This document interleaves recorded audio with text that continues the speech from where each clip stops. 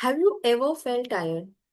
Not just physical, but tired of thinking, tired of trying, tired of caring. You're still showing up, you're still performing, but something feels off.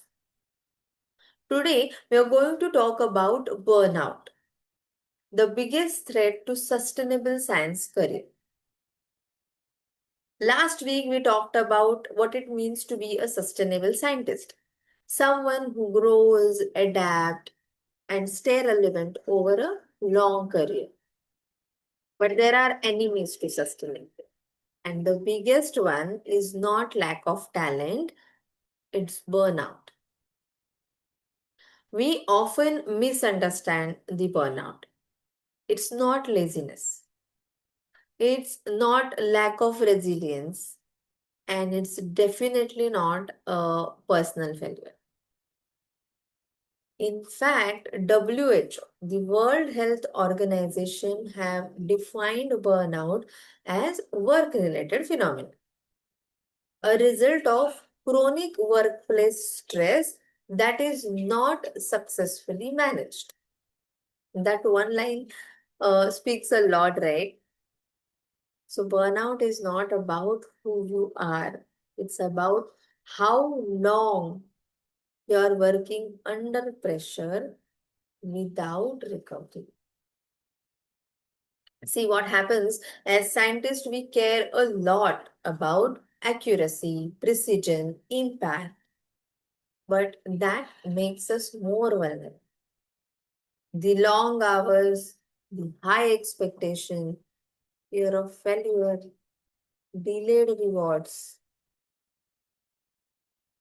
What happens is when your identity is tightly linked to your work, stepping back for recovery looks like failure. And that's where burnout enters slowly in your life. See, burnout is not going to enter in your life with a big announcement. Today is the perfect day to enter in this person's life. It doesn't happen that way. It enters quietly without you even realizing it. You may notice irritability, constant fatigue, reduced curiosity, feeling emotionally flat. You are still functioning, but you are running on empty. And that's what most scientists experience, a functional burnout. Let's understand what is happening inside your body. Under stress, your body activates fight or flight response. When your brain sees a danger, it sends a signal to amygdala. And the role of amygdala is to keep you safe. So understand it this way. Uh, in ancient times, we used to live into the forest.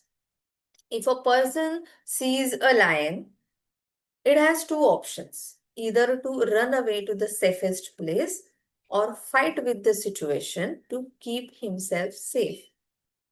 So, amygdala gives you two options: either run away or fight with the situation.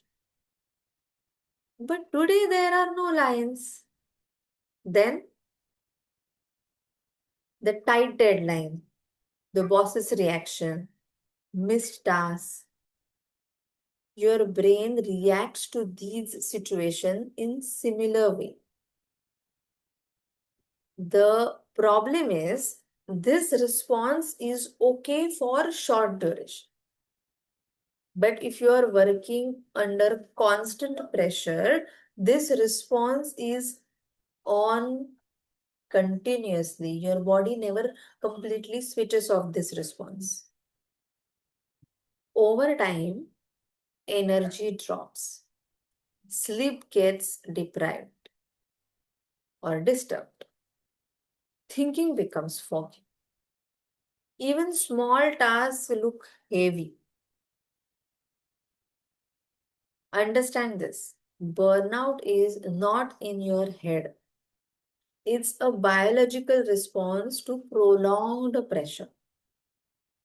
What happens is we usually don't understand these signs.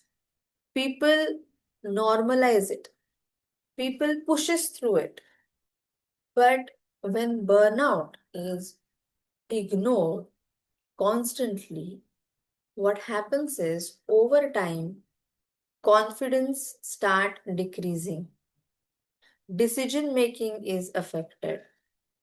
Sometimes people disengage into their work, and sometimes few people even leave science altogether. And that's where sustainability breaks.